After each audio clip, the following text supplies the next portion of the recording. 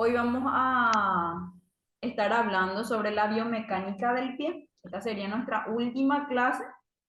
Posterior a esto será nuestro examen el próximo sábado, ¿verdad? Vamos a desarrollar toda la clase de hoy y luego les voy a dar las directrices con relación a nuestro trabajo práctico, que nos queda pendiente también eso. Bueno, vamos a ir empezando entonces. No es larga la clase de hoy, entonces vamos a aprovechar un poquito. Bueno, si hablamos de la biomecánica del pie, evidentemente tenemos que hablar sobre las articulaciones del pie, ¿verdad? Que son las que llevan a cabo, junto con los músculos, los movimientos que pueda realizar el pie con relación al cuerpo, ¿verdad? Estas articulaciones entonces se unen a través de los huesos del tarso entre sí y además de conectarlos con los del metatarso.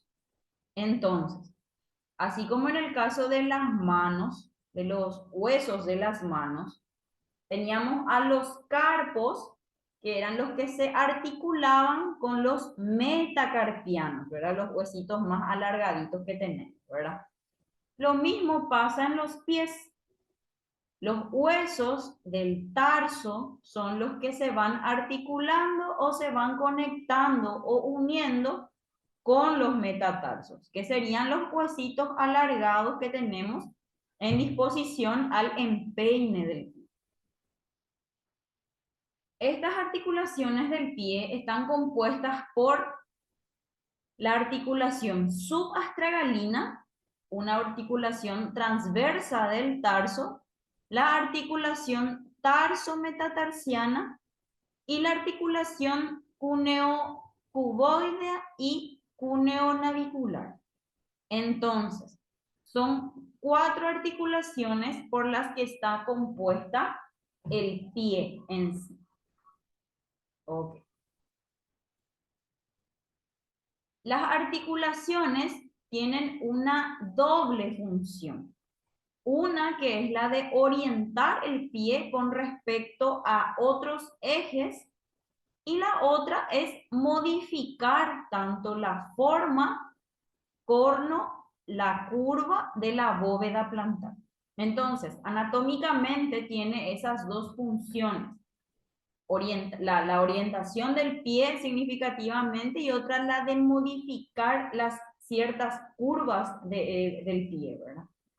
En este gráfico aquí observamos, por ejemplo, el eje transversal, que es el que le divide en disposición al tobillo, ¿verdad? Entre los maleolos sería. Y este eje transversal permite el movimiento de flexo-extensión, que era la flexo-extensión, ¿verdad? Llevar el pie hacia arriba o llevar el pie hacia abajo. También tiene una división en cuanto al eje vertical y este es el que permite la abducción o la aducción, ¿verdad? La aducción o la abducción, esos movimientos que realiza el pie. Y por último, el eje horizontal, que es el que divide de manera lateral, ¿verdad?, al pie y permite los movimientos de pronosupinación. Esta sería una supinación y hacia abajo sería una pronación. Eso era lo que habíamos visto también en la clase anterior cuando estábamos hablando del tobillo. La articulación, así, la articulación del tobillo solamente permite, dentro de todo, dos movimientos, que es la de la flexión plantar y la extensión, ¿verdad? Dorsal. Entonces, el tobillo en sí permitía los movimientos hacia arriba o hacia abajo, pero en conjunto con el pie realizan los movimientos de abducción, aducción o la inversión, eversión, que justamente estábamos desarrollando, ¿verdad? y la pronosupinación, por cierto. Los movimientos de rotación longitudinal y de lateralidad del pie menciono. En cuanto a esto, se va dividiendo evidentemente de acuerdo a su eje o a su plano. En este caso sería en un eje vertical y en un plano horizontal. Y a partir de una posición normal, que sería esta figura, la posición normal del pie, permite los movimientos de aducción, que es el pie hacia adentro, o la abducción, que es el pie hacia afuera. O también la eversión y la inversión. Estos movimientos tienen un rango fisiológico, ¿verdad? De amplitud de movimiento o de rango articular también se lo puede llamar, que son el grado del movimiento que puede realizar esa articulación en cuanto a ciertos, en cuanto a ciertas funciones, ¿verdad? En este caso, por ejemplo, la amplitud total de los movimientos de aducción y abducción es de 35 a 45 grados. Ok.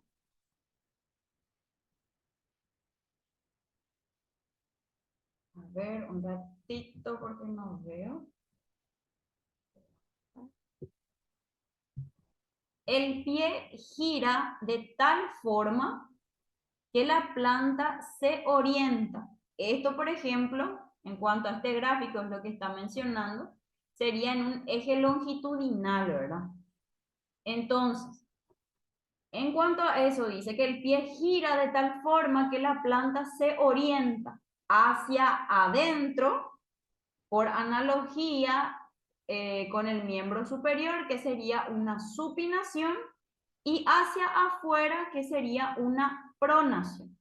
Entonces, a ver, en este gráfico se observa, este sería el movimiento de pronación y este sería cuando se eleva, no, perdón, este sería el movimiento de supinación cuando el dedo gordo se dispone hacia arriba y cuando el meñique o el dedo, el quinto dedo del pie se dispone hacia arriba, estaríamos hablando de una pronación del pie. Esto para que vayan teniendo en cuenta. Esto, por ejemplo, sería en una vista con el paciente o la persona en decúbito prono, que sería el paciente tumbado boca abajo, ¿verdad? Entonces, esas disposiciones tienen el pie entonces y estamos hablando de una pronación o una supinación. Estos movimientos tienen una amplitud que es de 25 a 30 grados en una pronación y en una supinación hablaríamos de un 52 grados, ¿verdad? Ese porcentaje muchas veces varía según la teoría en cuanto a ciertos libros también. Puede ser, por ejemplo, que ustedes, qué sé yo, al investigar o al buscar información con relación a esto, o si encuentran algún tipo de información con relación a las amplitudes articulares, siempre va a variar, nunca es un valor exacto precisamente, pero rondaría por ese rango, ¿verdad? Ok. La bóveda plantar. Este es un conjunto arquitectónico que asocia con armonía todos los elementos osteoarticulares, también ligamentosos y los musculares, ¿verdad? Del pie en este caso. Esta bóveda es capaz de adaptarse a cualquier irregularidad del terreno y transmitir al suelo las fuerzas y el peso del cuerpo. Entonces, esta bóveda plantar es la que permite que nosotros podamos desplazarnos sobre terrenos irregulares o superficies irregulares y entonces justamente en esa zona también es la que se distribuye el peso de nuestro cuerpo. También desempeña el papel de amortiguador indispensable para la flexibilidad de la marcha. Y después vamos a estar observando en unos gráficos cuál es la disposición del pie cuando realizamos la marcha. O sea que cuando empezamos a caminar, ¿verdad? Las alteraciones que producen o que pueden acentuar o disminuir sus curvas repercuten gravemente en el apoyo en el suelo, de modo que alteran obligatoriamente la carrera y la marcha, o incluso la simple bipedestación. Bipedestación es cuando estamos parados, ¿verdad? Entonces, cuando hay alguna alteración, ya sea esto puede ser patológico o puede ser congénito, incluso la persona pudo haber nacido con este tipo, con patologías en esta parte del pie. Entonces, que justamente como menciona acá, repercute gravemente en cuanto a su movilidad misma, ¿verdad?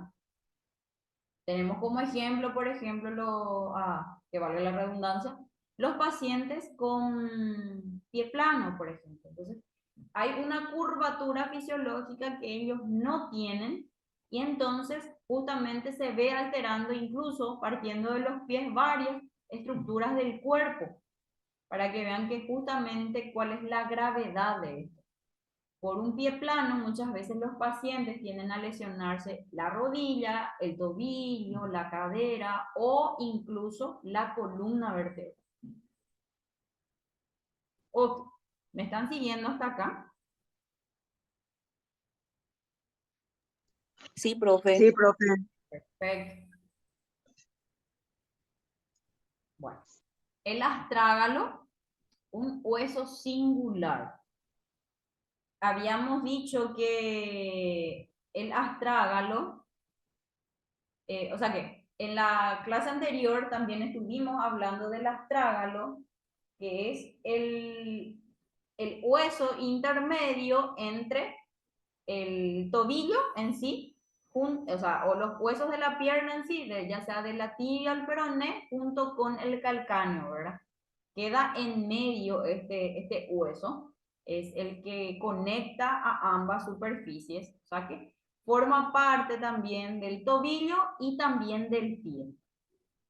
El astrágalo se localiza en el punto más prominente de la parte posterior del tarso. Es el hueso que distribuye el peso del cuerpo y las fuerzas ejercidas sobre el conjunto del pie. La tróclea astragalina recibe el peso del cuerpo y las fuerzas transmitidas por la pinza bimaleolar y distribuye 3 direcciones. Hacia atrás, donde se encuentra el talón, es decir, la tuberosidad mayor del calcáneo, es lo que nosotros tocamos cuando palpamos el talón, por ejemplo, a través de la articulación calcáneo-astragalina. Entonces, esa unión del astrágalo con el calcáneo se llama articulación calcáneo-astragalina. Hacia adelante y adentro, en dirección del arco interno de la bóveda plantar, a través de la articulación astrágalo-escafoide. Entonces, hace alusión que se articula entonces el astrágalo con el escafoide. Hacia adelante y afuera en dirección del arco de la bóveda plantar a través de la articulación calcáneo-astragalina anterior. Okay. Este más bien está describiendo las disposiciones que tiene ese astrágalo y todas las conexiones que van teniendo con otros huesos del pie.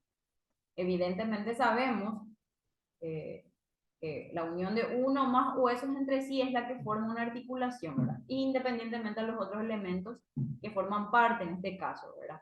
Entonces, esas uniones y esas disposiciones es la que está describiendo en este caso.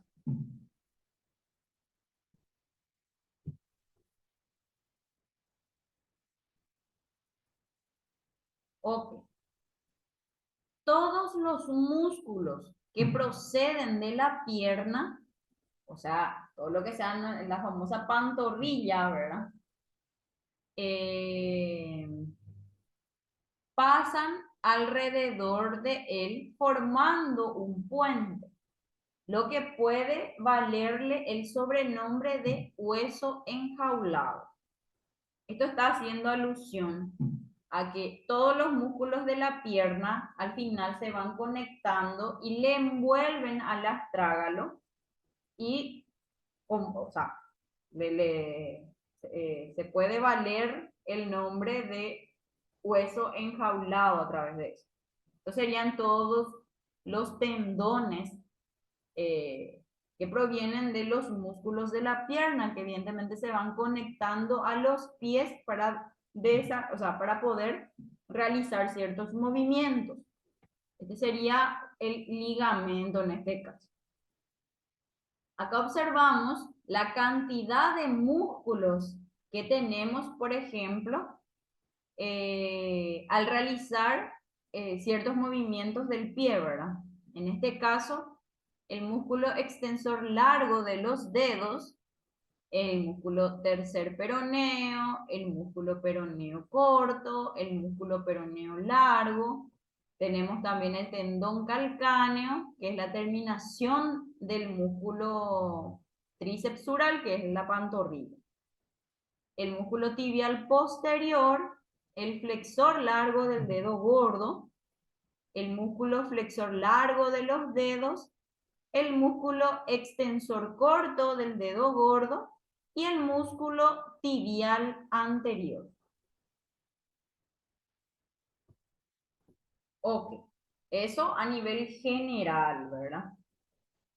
En cuanto a la transmisión de las fuerzas mecánicas, dijimos que eso se centra entonces en la bóveda plantar, que sería esto, ¿verdad? Que sería esta disposición en cuanto al arco plantar. Esa distribución mecánica de la fuerza o del peso del cuerpo se centra evidentemente en tres puntos estratégicos. Sería en forma de un triángulo, ¿verdad? Se centra entonces en un 50% del peso en la zona calcánea o en la zona del talón y un 25% en la zona de la articulación metatarso-falángica del primer dedo y otros 25% en la zona de la articulación metatarso-falángica del quinto dedo. Entonces, esta sería la distribución del peso en esta zona del pie, en estas zonas del pie. Por eso es que usualmente tendemos a lesionar mucho, independientemente a ciertas patologías o a ciertas situaciones, ¿verdad? Que nos llevan a lesionar. Entonces, es justamente por eso. Hay pacientes, por ejemplo, que por un sobrepeso o incluso por otras patologías de base ya tienden a aparecer o a desarrollarse patologías como la fascitis plantar o los espolones o el hallux valgus que se presentan justamente en los pies y usualmente también generados por esa presión en esa zona, ¿verdad? En estas zonas, ¿ok? Muy bien. Los arcos de la bóveda plantar, entonces, serían estas, ¿verdad? Partiendo desde el calcáneo, pasa por los tarsos, conectan a los metatarsos y van hasta la articulación metatarso-falángica. Ok. Muy bien. ¿Me siguen hasta ahí? ¿Hay alguna preguntita? No, profe. ¿Estamos bien? Sí. Ok. Muy bien. En cuanto a los ligamentos plantares, como bien vieron, tenemos muchísimas articulaciones en el pie. Todas esas están conectadas entre sí. Y no obstante, tenemos, así como tenemos muchos músculos que se centran en el pie a través de sus tendones, también tenemos ligamentos que hacen que esas articulaciones o esos huesos se vayan fijando, ¿verdad? Estos ligamentos plantares unen las 5 piezas óseas. Entonces, es la cuneometatarsiana, la escafocuneal, la calcáneo-escafoidea inferior y la calcáneo-astragalina. Esas uniones, entonces, resisten fuerzas deformantes violentas, pero de corta duración.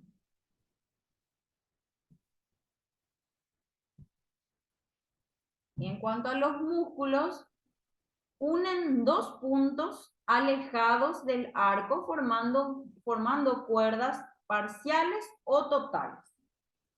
Estas actúan como tensores del arco, entonces.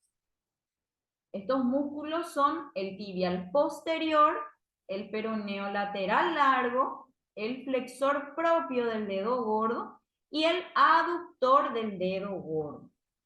Entonces, estos son los músculos que permiten que ese arco esté fijo, que no se, evidentemente que no salga nada de su eje normal, permitiendo así justamente esos movimientos que tenemos que realizar cuando nos vamos a desplazar, por ejemplo. Ok. Y estos son los movimientos que realizamos cuando nos desplazamos o cuando caminamos, ¿verdad? Principalmente entonces aquí va actuando el tobillo y el pie específicamente en el apoyo y en el despegue y al fijar de nuevo. Entonces, primero realizamos una flexión dorsal apoyando el talón primeramente. Luego vamos apoyando entonces en la totalidad, sería ya un apoyo medio y en la parte también del antepié, ¿verdad? Entonces apoya el retropié, el medio pie y el antepié. Posterior a eso, se despega el talón del suelo, ese apoyo medio se va liberando y queda en punta de pie. Así como observamos aquí justamente. Y continuamente ese es el movimiento que va realizando los dos pies cuando nos vamos desplazando. Ese desplazamiento de las fuerzas de carga durante la marcha serían en esta disposición o distribuidos por porcentaje, ¿verdad? En este caso sería cuando es un apoyo o estamos bipedestados, estamos parados, antes de empezar a caminar, por ejemplo, el peso del cuerpo se centra en un 57% en el talón y en un 43% en la zona metatarso-falángica del primer dedo. En el la segunda etapa, cuando hay un despegue de talón, al impulsarse genera un 43% del peso y luego se centra, ese 57% anterior, se centra en el primer dedo, ¿verdad? En la articulación metatarso-falángica. Ok, prosiguiendo, cuando ya se desarrolla ese despegue total del talón, generó entonces una fuerza del 25% a la par que esto se va levantando. Posterior a eso, cuando ya medio pie también está despegado del suelo y solamente se centra en el antepié ese movimiento, entonces genera un 75% de la fuerza. Se centra en esa zona, la articulación metatarso-falángica del primer dedo. Y aquí, como observamos ya, cuando es el despegue de nuevo, el despegue total va de un 0 a un 10%, y cuando nada más quedan fijas el antepié, solo el antepié en este caso ya no parte por el medio pie, entonces estamos hablando de un 90 a un 100%. A eso justamente vayan sumándole. Es por algo que nosotros tenemos un cierto peso saludable, ¿verdad? Es justamente para que todo ese peso se distribuya de manera equitativa en el cuerpo. Cuando nosotros tenemos un cierto sobrepeso, todos estos factores que les estoy mostrando es lo que va determinando ciertas afecciones posteriormente o con el tiempo en estas articulaciones del pie, principalmente en esta zona. Se suele dar dependiendo también de las actividades que realice, ¿verdad? El paciente o un deportista en este caso, puede ir afectando mucho más. Evidentemente, no solo le podemos echar la culpa al sobrepeso, ¿verdad? Sino también al uso de ciertos calzados para ciertas actividades, como les digo, o también el terreno donde se va a realizar ciertas actividades. Entonces, son predisponentes también a ciertas patologías, que cuidando esos aspectos, por ejemplo, podemos evitar ciertas lesiones.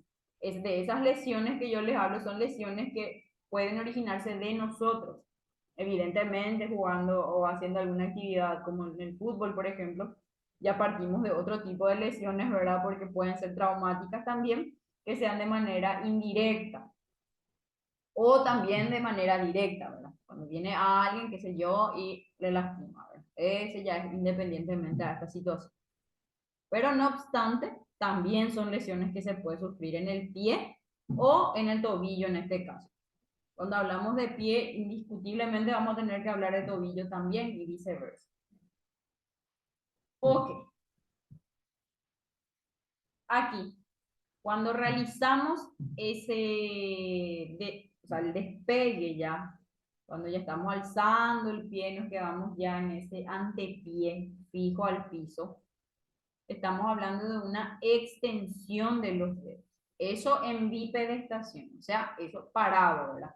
Otra cosa es estar mostrando los dedos así cuando estamos en decúbito supino, o sea, boca arriba, acostado. Entonces, en estas articulaciones metatarsofalángicas, la extensión supera la flexión.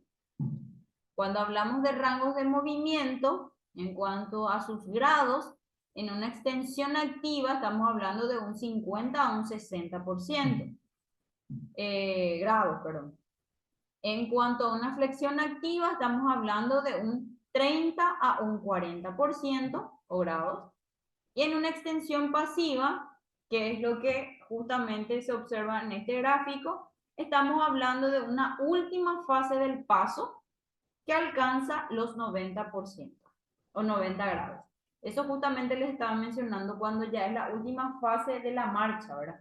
Cuando solamente ya se ve apoyada se ve apoyados los dedos del pie, ya estamos de puntas, hablando mal y pronto. Los movimientos de lateralidad de los dedos del pie son de menor amplitud en cuanto a laterales, ¿verdad? La extensión se debe a tres músculos. El extensor corto del dedo, que se observa en este gráfico, los extensores cortos de los dedos, sería el extensor de los 4 primeros dedos y el quinto carece de este músculo. O sea que el músculo extensor de los dedos se deben a estos 3 dedos nada más. El quinto ya carece de este músculo mencionado. Los otros músculos son el extensor largo del dedo, que son los últimos 4 dedos debajo del ligamento anular, que serían estos músculo, ¿verdad? Este sería el ligamento anular, entonces. Y con este músculo se extiende el quinto dedo, que sería este dedito, y es el flexor del tobillo el que realiza ya ese movimiento también. El extensor corto del dedo gordo, que sería el flexor corto del dedo gordo, debajo del ligamento anular y termina en la falange del dedo gordo o flexor del tobillo, o con este movimiento.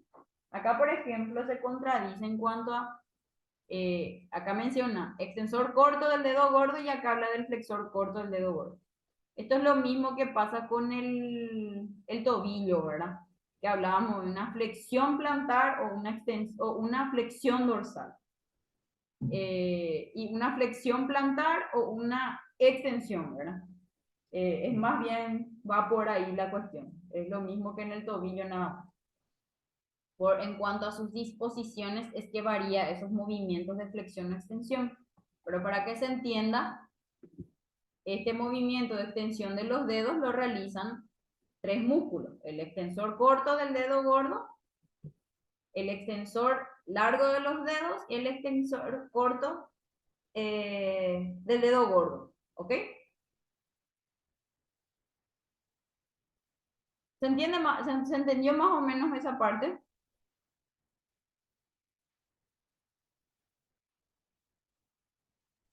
Sí, profe, se entiende. Ok. En menos de un minutito se corta la clase y vamos a conectarnos